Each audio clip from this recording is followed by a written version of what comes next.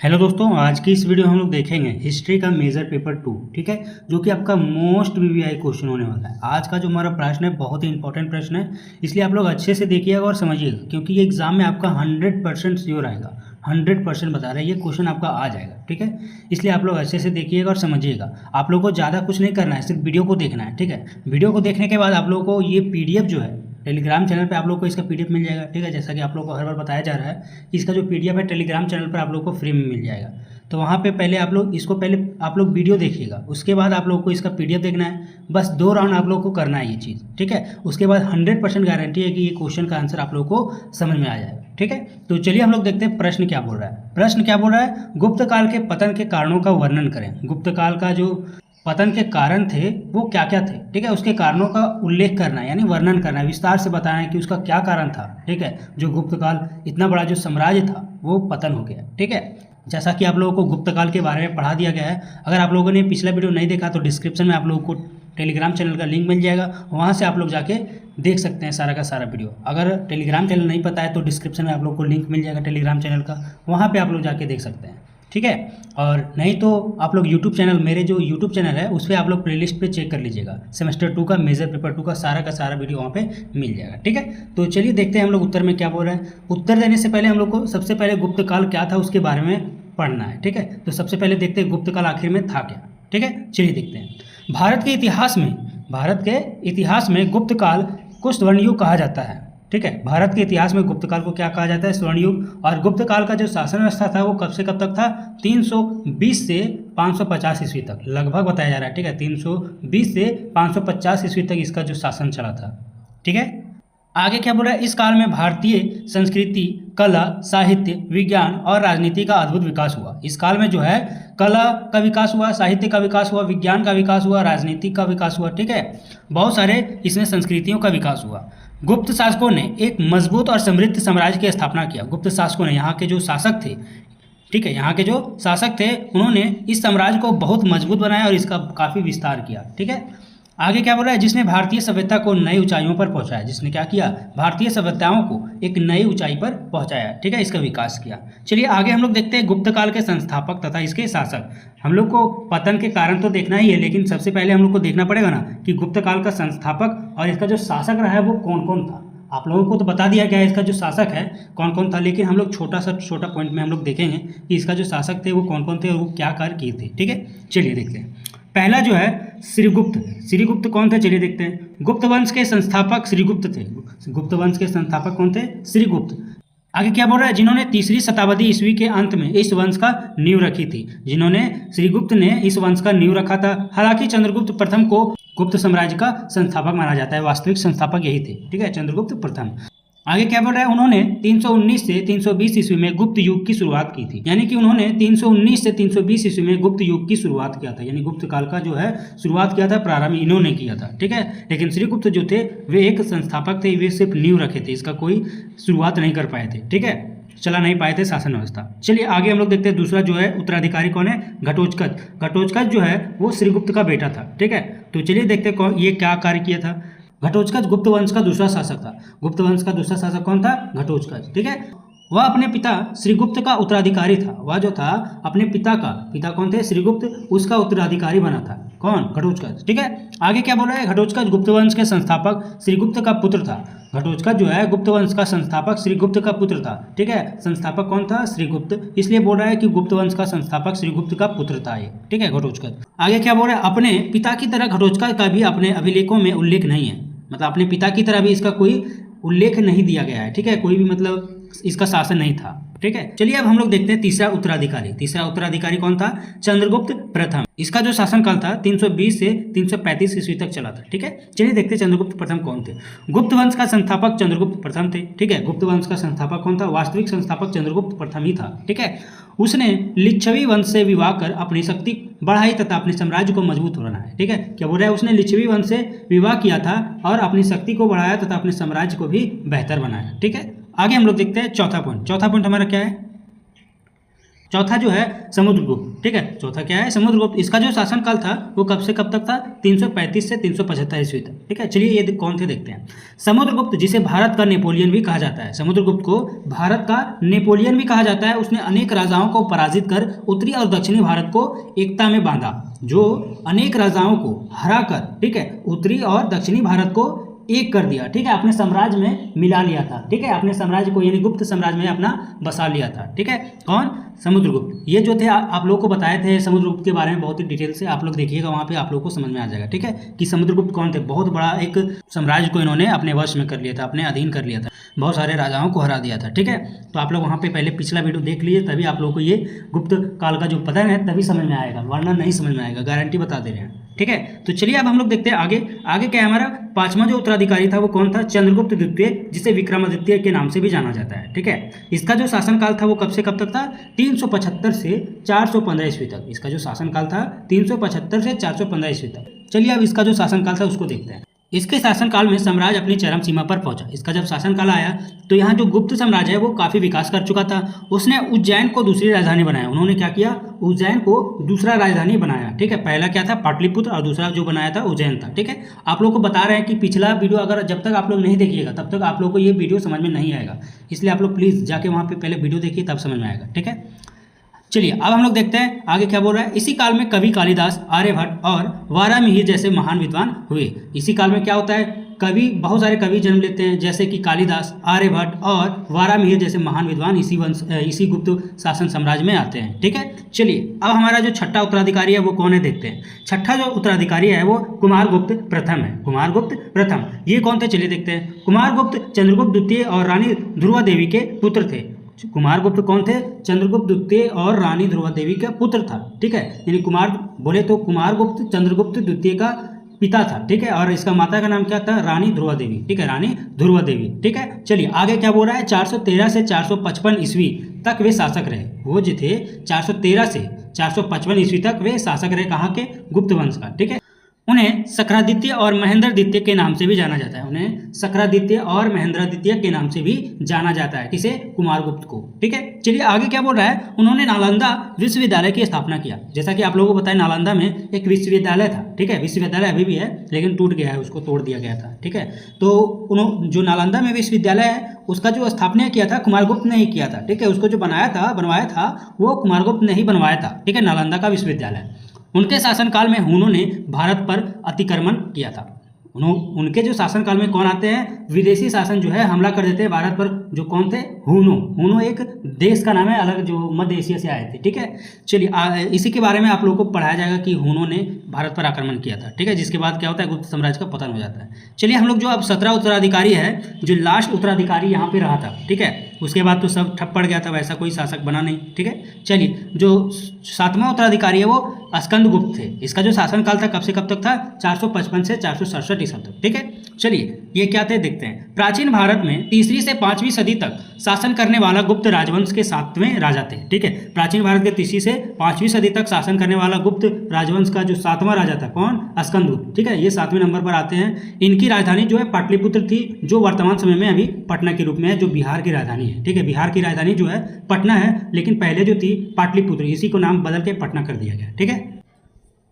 आगे क्या है, हुनों ने गुप्त साम्राज्य पर धावा बोला, परंतु स्कंदगुप्त ने उनका सफल प्रतिरोध करके उन्हें खदेड़ दिया। देखिए क्या होता है, हुनों मतलब जब हुनों लोग आते हैं यहाँ पे भारत पे तो अपना साम्राज्य को फैलाना चाहते हैं, लेकिन स्कंदगुप्त के जब शासनकाल था तो उनको खदेड़ के वहाँ से भगा दिया जाता है, ठीक है। बताया जाएगा अभी स्कंदगुप्त के बारे में, ठीक है, नीचे में आप लोग को बताया जाएगा अच्छे से। चलिए अब हम लोग देखते हैं दूसरा जो पॉइंट है क्या है। स्कंदगुप्त के आगे जो उत्तराधिकारी थे वे उतने योग्य शासक नहीं बन पाए, ठीक है। स्कंदगुप्त के आगे जो उत्तराधिकारी थे यानी उसके जो पुत्र थे वे उतने योग्य शासक नहीं बन पाए, उतने योग्य राजा नहीं बन पाए, जिस कारण गुप्त काल का पतन होना प्रारंभ हो गया। जिसके बाद क्या होता है, गुप्त काल का पतन होना यहीं से स्टार्ट हो जाता है, ठीक है, स्कंदगुप्त के बाद से, ठीक है। उतने योग्य शासक नहीं बन पाते हैं यहाँ पे। गुप्त वंश के अंतिम शासक जो है विष्णुगुप्त थे, ठीक है, यहाँ पर विष्णु होगा, विष्णु हो गया, ठीक है। तो यहाँ पे जो है अंतिम शासक कौन थे, विष्णुगुप्त थे, ठीक है, विष्णुगुप्त। चलिए अब हम लोग आगे देखते हैं गुप्त काल का पतन का कारण, ठीक है। गुप्त काल का जो पतन था उसका क्या क्या कारण है, चलिए मेन मुद्दा पे हम लोग आते हैं। गुप्त साम्राज्य के पतन के अनेक राजनीतिक, आर्थिक, सामाजिक और बाहरी कारण थे। क्या बोल रहा है, गुप्त साम्राज्य का पतन का जो कारण था बहुत सारा था। क्या था, राजनीतिक कारण, आर्थिक कारण, सामाजिक कारण और बाहरी जो आक्रमण किए थे, ठीक है, वो सब कारण था। तो चलिए सबसे पहला जो कारण था वो क्या था, चलिए देखते हैं। पहला जो कारण है कमजोर उत्तराधिकारी शासक, मतलब यहाँ पे अयोग्य शासक था, ठीक है, उतना योग्य शासक नहीं था यहाँ पे। चलिए देखते हैं क्या बोल रहा है। चंद्रगुप्त द्वितीय और स्कंदगुप्त जैसे शक्तिशाली शासकों के बाद गुप्त साम्राज्य के योग्य नेतृत्व नहीं मिल सका। क्या बोल रहा है, चंद्रगुप्त द्वितीय और स्कंदगुप्त जैसे शक्तिशाली शासकों के बाद जब इसकी मृत्यु हो गई, इसके बाद क्या होता है, साम्राज्य को एक योग्य शासक नहीं मिल पाता है, ठीक है, जो वहाँ पे शासन को चला पाए। आगे क्या बोल रहा है देखिए, बाद के शासक जैसे पुरुगुप्त, नरसिंहगुप्त और बुद्धगुप्त कमजोर और अयोग्य सिद्ध हुए, ठीक है। बाद के जो शासक, स्कंदगुप्त के बाद जो शासक आते हैं जैसे कि पुरुगुप्त, नरसिंहगुप्त, बुद्धगुप्त, ये सब जो है कमजोर और अयोग्य शासक साबित होते हैं, ठीक है। यहाँ पे शासन व्यवस्था को अच्छी तरह से चला नहीं पाते। क्यों नहीं चला पाते आप लोगों को बताया जाएगा, ठीक है। वे जो थे विशाल साम्राज्य को एकता में बांध नहीं सके। वे जो थे अपने साम्राज्य को, जितने भी उसके मतलब पूर्वज थे, जितने भी साम्राज्य को विस्तार किए थे, वे अपने साम्राज्य को एकता में बांध नहीं पाए, ठीक है। उन्होंने क्या किया, चलिए देखते हैं आगे। नतीजन क्या होता है, प्रांतीय शासक स्वतंत्र होने लगे और साम्राज्य की केंद्रीय शक्ति कमजोर होने लगी। क्या बोल रहा है, नतीजा क्या होता है, प्रांतीय जो शासक थे, जो बहुत सारे राज्यों को उन्होंने जीता था, तो वो स्वतंत्र होने लगे, ठीक है, और बहुत सारे जो मंत्री थे वो अपने पद से हटने लगे, ठीक है। चलिए अब अगला जो पॉइंट है हमारा क्या है, दूसरा जो कारण है वो हुनों के आक्रमण। हुनों ने यहाँ पे आक्रमण किया था, ठीक है। चलिए पहला पॉइंट हमारा देखते हैं क्या बोल रहा है। पहला है गुप्त साम्राज्य के पतन का प्रमुख कारण हुनों के आक्रमण थे, ठीक है। गुप्त साम्राज्य का जो पतन का कारण था ना, वो हुनों का आक्रमण था। मेन कारण यही है, तात्कालिक कारण इसी को माना जाता है, ठीक है। हुन मध्य एशिया के बर्बर जाति के लोग थे जिन्होंने 5वीं शताब्दी के मध्य में उत्तर भारत पर बार बार आक्रमण किया था। क्या बोल रहा है, हुन जो थे मध्य एशिया से आए थे, जो बर्बर जाति के थे, ठीक है, जिन्होंने 5वीं शताब्दी के मध्य में भारत के उत्तर में आक्रमण बहुत बार किया था, ठीक है। भारत के उत्तर बहुत बार आक्रमण किया था। जैसे कि भारत के उत्तर में सबसे पहले उन्होंने कुषाण जो वंश था, ठीक है, वहाँ पे अपना साम्राज्य को स्थापना किया, ठीक है। वहाँ पे उन्होंने लड़ाई किया, वहाँ पे उन्होंने अपना साम्राज्य को फैलाया था। कौन, उन्होंने, ठीक है। उसके बाद इधर आते हैं, चलिए आगे देखते हैं दूसरा पॉइंट हमारा क्या है। गुप्त साम्राज्य पर सबसे पहला आक्रमण कुमारगुप्त प्रथम के शासनकाल में पुष्यमित्र ने किया, लेकिन स्कंदगुप्त की इसमें विजय हासिल हुई। क्या बोल रहा है, गुप्त साम्राज्य का जो सबसे पहला आक्रमण था वो कुमारगुप्त प्रथम के शासनकाल में हुआ था। किसने किया था, हुनों के एक राजा ने, यानी हुनों के एक आदमी ने, जिसका नाम क्या है, पुष्यमित्र, ठीक है, उन्होंने सबसे पहले आक्रमण किया था। लेकिन जो है स्कंदगुप्त ने इसमें विजय हासिल की, ठीक है। उसके बाद क्या होता है, स्कंदगुप्त इसको हरा देते हैं, ठीक है।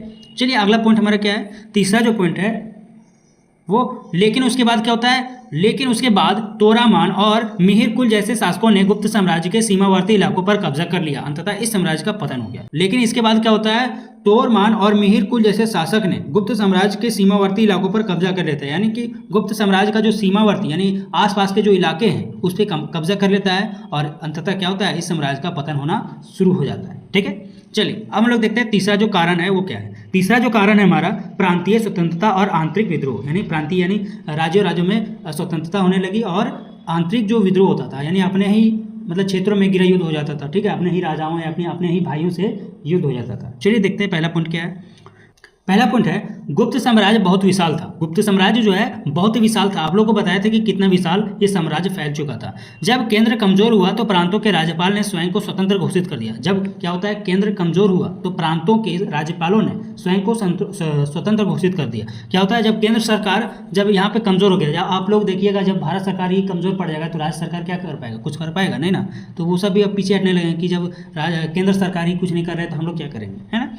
तो उसी तरह होता था कि जब केंद्र सरकार कमज़ोर हो गया, जब राजा जो कमज़ोर हो गए तो उसके जो राज्यपाल थे, वहाँ के जो राज्यपाल थे, विभिन्न प्रांतों के जो राज्यपाल थे वो अपने पद को छोड़ने लगे, ठीक है, वहाँ से भागने लगे। चलिए अब अगला जो पॉइंट हमारा क्या है, अगला पॉइंट है मालवा, बंगाल, असम और कश्मीर में स्वतंत्र राज्य बनने लगे। फिर क्या होता है, सभी जगह जो है राज्यपाल यानी वहाँ के जो मंत्री होते थे सब अपने अपने प्रांतों को छोड़कर भागने लगे, ठीक है। जैसे कि मालवा, बंगाल, असम और कश्मीर जैसे स्वतंत्र राज्य यहाँ पे बनने लगे, ठीक है। यहाँ पे कोई शासन नहीं कर पाया। अगला पॉइंट क्या है, इस प्रकार साम्राज्य की एकता भंग हो गई और गुप्त सम्राट केवल मगध और उसके आसपास तक सीमित रह गया। उसके बाद क्या होता है, इस साम्राज्य का जो है एकता जो है, जो इतने सारे साम्राज्य को अपने विस्तार में लाया था वो भंग हो गया और गुप्त साम्राज्य जो है केवल मगध और उसके आसपास तक सीमित रह गया, ठीक है। जो मगध यानी बिहार तक ही अपना मतलब अपने क्षेत्र पर ही वहाँ पे सीमित रह गया, ठीक है। चलिए अब जो अगला पॉइंट है हमारा, अगला जो कारण है वो आर्थिक संकट।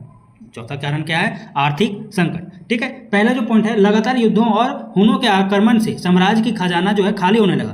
इतना जब युद्ध हो रहा था हुनों से, तो क्या होता है वहाँ का जो साम्राज्य का जो खजाना है, वहाँ गुप्त साम्राज्य का जो खजाना है वो खाली होने लगा, पैसा जो है सब खत्म होने लगा, हथियार जो है खत्म होने लगा, सैनिक जो है खत्म होने लगा, सब तो मृत्यु हो जा रहा था इतने सारे युद्धों से। ठीक है, दूसरा क्या है, व्यापार मार्ग असुरक्षित हो गए, जिससे व्यापार और कर संग्रह में भारी कमी होता है। क्या होता है, व्यापार मार्ग असुरक्षित हो गए, सब तो विदेश लोग हुनों लोग अपने वश में कर लेते हैं, जिससे क्या होता है व्यापार और कर संग्रह जो है भारी कमी आता है। यहाँ पे जब व्यापार ही नहीं होगा तो यहाँ पे कर संग्रह कैसे आएगा। ठीक है, तो इसका कमी होने लगा। चलिए अब जो तीसरा पॉइंट हमारा क्या है, तीसरा पॉइंट है सिक्कों का प्रचलन घट गया और राजकोष खाली होने से सेना और प्रशासन का चलाना कठिन हो गया। जैसे क्या हुआ, सिक्कों का प्रचलन यहाँ पे घटने लगा और राजकोष जो है वहाँ का जो खजाना है वो खाली होने लगा, जिससे क्या होता है सेना और जो प्रशासन है उसको चलाना कठिन हो जाता है। जब यहाँ पे पैसा ही नहीं रहेगा तो यहाँ पे सैनिक और सेना कैसे चलेगा। ठीक है, चलिए अब जो पांचवा कारण है वो क्या है, प्रशासनिक अव्यवस्था। प्रशासनिक अव्यवस्था, चलिए देखते हैं पहला पॉइंट क्या है। क्या बोल रहा है, गुप्त प्रशासन में वंशानुगत पद चल में आ रहा था। ठीक है, यानी जो दर पर दर उत्तराधिकारी होते थे, उसका पुत्र बनता था तो उसका पुत्र बनता था। ठीक है, लेकिन जब किसी किसी का 2-3 पुत्र होता था, यानी 2-3 भाई होता था, तो वो सब लड़ाई झगड़ा करने लगा कि यहाँ पे हम सम्राट बनेंगे। ठीक है, कि यहाँ पे हम राजगद्दी पर बैठेंगे, तो उसी में लड़ाई हो जाता था आपस में। चलिए दूसरा पॉइंट क्या है, अधिकारी अपने पदों को वंशानुगत मानने लगे, जिससे भ्रष्टाचार और अराजकता फैले। जिससे क्या होता है, अधिकारी अपने पदों को वंशानुगत मानने लगे, जो वहाँ के पदाधिकारी होते थे। ठीक है, वहाँ पे वंशानुगत मानने लगते हैं कि यहाँ पे हम अपने राजगद्दी पर शासन करेंगे, यानी हम यहाँ का राजा बनेंगे। ठीक है, जिससे क्या होता है भ्रष्टाचार और अराजकता, यानी यहाँ पे बुराइयाँ फैलने लगी। ठीक है, चलिए अब जो छठा जो कारण है वो क्या है, जातिवाद का फैलना। छठा जो कारण है वो जातिवाद का फैलना है। चलिए पहला जो देखते हैं, पहला पॉइंट क्या है, गुप्त काल में प्रारंभ में धार्मिक सहिष्णुता थी, परंतु बाद के काल में ब्राह्मणवाद और जातिवाद फैलने लगा। ठीक है, क्या होता है, गुप्त काल के प्रारंभ में धार्मिक सहिष्णुता थी, यानी सभी धर्मों के सम्मान प्रति दिया जाता था, सभी धर्मों को एक माना जाता था। लेकिन बाद में क्या होता है, यहाँ पे सब अपना अपना जाति को भेदभाव करने लगते हैं। ठीक है, अब दूसरा पॉइंट क्या है, सामाजिक असमानता के कारण जनसाधारण का शासक वर्ग से विश्वास कमजोर पड़ गया। क्या होता है, समाज में जो इतनी सारी असमानताएं, ठीक है, जिसके कारण वहाँ के जो शासक होते थे उससे क्या होता है, विश्वास जो है कमजोर पड़ जाता है। ठीक है, उस पर विश्वास उठ जाता है। ठीक है, चलिए अब अगला जो कारण है वो क्या है, प्राकृतिक आपदाएं। प्राकृतिक आपदाएं, यहाँ पे बहुत सारी आपदाएं आई, चलिए देखते हैं। इसके कारण भी इस गुप्त साम्राज्य का पतन हो गया है ना। चलिए क्या बोल रहे थे, देखिए कुछ इतिहासकारों के अनुसार प्राकृतिक आपदाओं जैसे कि बाढ़, अकाल आदि और जनसंख्या में वृद्धि से भी साम्राज्य पर दबाव बढ़ा। क्या बोल रहा है, कुछ इतिहासकार का मानना है कि यहाँ पे प्राकृतिक आपदाएं आई थी। ठीक है, जैसे कि बाढ़ हो गया, अकाल हो गया। ठीक है, ये सब जो है यहाँ पे आपदाएं आई थी और यहाँ पे जनसंख्या में भी वृद्धि हुई थी, जिसके कारण क्या होता है, इस साम्राज्य का जो है पतन हो जाता है। ठीक है, चलिए यहाँ पे अब हम लोग का जो क्वेश्चन आंसर समाप्त होता है। चलिए अब थोड़ा हम लोग निष्कर्ष को भी देख लेते हैं कि निष्कर्ष में क्या निकलता है। गुप्त साम्राज्य का पतन किसी एक कारण से नहीं बल्कि कई कारणों के संयुक्त प्रभाव से हुआ। क्या बोल रहा है, गुप्त साम्राज्य का पतन किसी एक कारण से नहीं हुआ बल्कि इसके बहुत सारे कारण हैं। ठीक है, पहला क्या है, जैसे राजनीतिक दुर्बलता, आर्थिक संकट, हुनों का आक्रमण, प्रशासनिक अव्यवस्था और सामाजिक अवनति, इन सब ने मिलकर इस साम्राज्य का पतन हो गया। इस सभी कारण से क्या होता है, साम्राज्य का जो है पतन हो जाता है। ठीक है, यहाँ पे आप लोग का वीडियो समाप्त होता है। अगर आप लोगों को वीडियो जरा से इन्फॉर्मेटिव लगा तो प्लीज़ वीडियो को लाइक सब्सक्राइब जरूर करें, ताकि और भी हम लोग इस तरह का वीडियो लाते हैं। ठीक है, अगर आप लोग का इसका पीडीएफ चाहिए तो आप लोग टेलीग्राम चैनल ज्वाइन कर लीजिए, वहाँ पे आप लोगों को इसका पीडीएफ मिल जाएगा, वो भी फ्री में। ठीक है, और अगला जो क्वेश्चन आप लोग का जल्द से जल्द आ जाएगा। ठीक है, इसलिए आप लोग चैनल पर बने रहिए, आप लोग को डेली अपडेट मिलते रहेगा। ठीक है, आप लोग अभी से इसका तैयारी शुरू कर दीजिए और लास्ट एग्जाम में आप लोग को क्या करना है, इसका रिवीजन मार देना है। ठीक है, रिवीजन मारने से क्या होगा, थोड़ा सा जो अभी आप लोग पढ़े हैं और उस समय जो पढ़ेंगे थोड़ा सा दिमाग में समझ में आ जाएगा कि हम लोग पढ़े थे इसके बारे में। ठीक है, तो उस समय क्या होता है, एग्जाम के टाइम में आप लोग पढ़ते हैं तो थोड़ा कुछ पॉइंट आप लोग भूल भी जाते हैं। ठीक है, और अभी जो पढ़ेंगे और थोड़ा सा रिवाइज कर देंगे एग्जाम के टाइम में तो थोड़ा दिमाग में भी आ जाएगा कि क्या क्या पॉइंट था। ठीक है, इसलिए आप लोग अच्छे से तैयारी कीजिए, आप लोग के पास समय बहुत है। ठीक है, चलिए मिलते हैं नेक्स्ट वीडियो, तब तक के लिए जय हिंद।